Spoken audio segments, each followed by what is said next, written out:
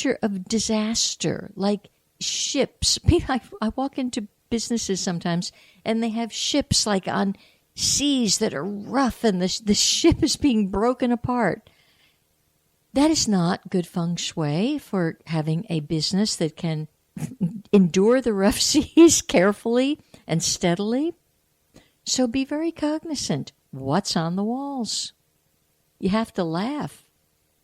And if the picture hasn't been dusted or cleaned in years, if it's got glass on the front of it, go get the Windex and give it a wipe down. It'll breathe. Things breathe better when they're clean. You and I do. Why would a thing be any different? If your car is your office, and this is tricky because years ago I used to sell real estate, and so many realtors, their car was their office.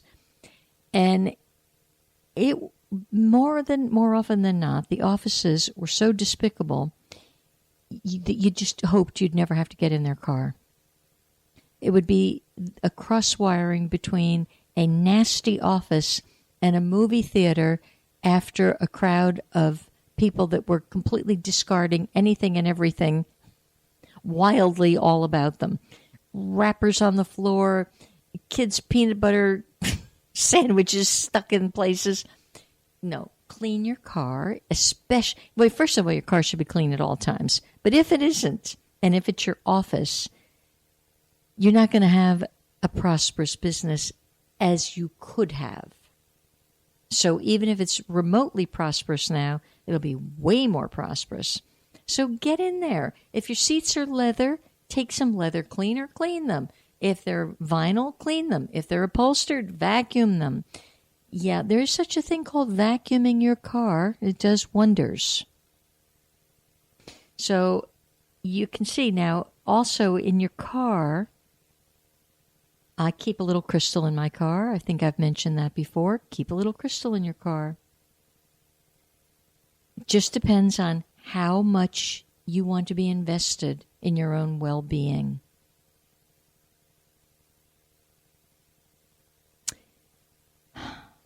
I'm going to go back now. So you get the point with your car. Please clean it. Let's go back inside to your office that you're with other people.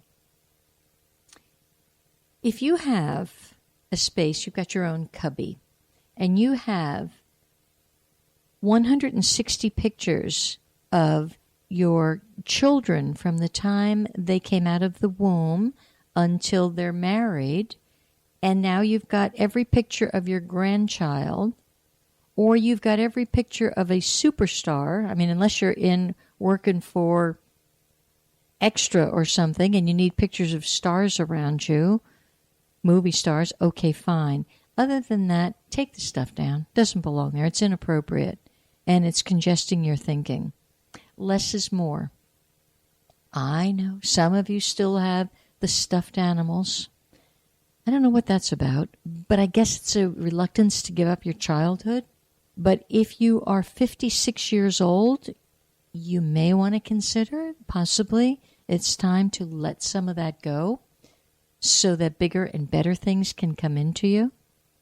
So look at your cubby, look at your space. If you have 7,000 mugs lined up, some of them still with coffee in from the last year's Christmas party, maybe you want to clean them, take them, give them, donate them.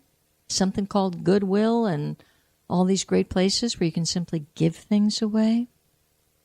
So it's a wonderful time to restore your balance by looking at the feng shui of your car, of your modular, of your home, of your big office, whatever you're doing. Oh, and your chair, one little thing about your chair. Are you sitting in a chair that's appropriate for yourself? If you're the boss and you're sitting like on a rickety little stool, it actually takes your power away. So be careful how you're using chairs. And if you're sitting in a chair where the last 6 people sat in that chair and they were fired or stole from the company, I would say you're deserving of another chair. So chairs are way more powerful than you might suspect. And you are way more powerful than you might suspect. And I hope this week you learned a little. Your perception is expanded a lot. Know that my heart is with you on your journey. It's a great journey. You are the staff of life. You're it, kid. Safe travels. Until next week, have a good week.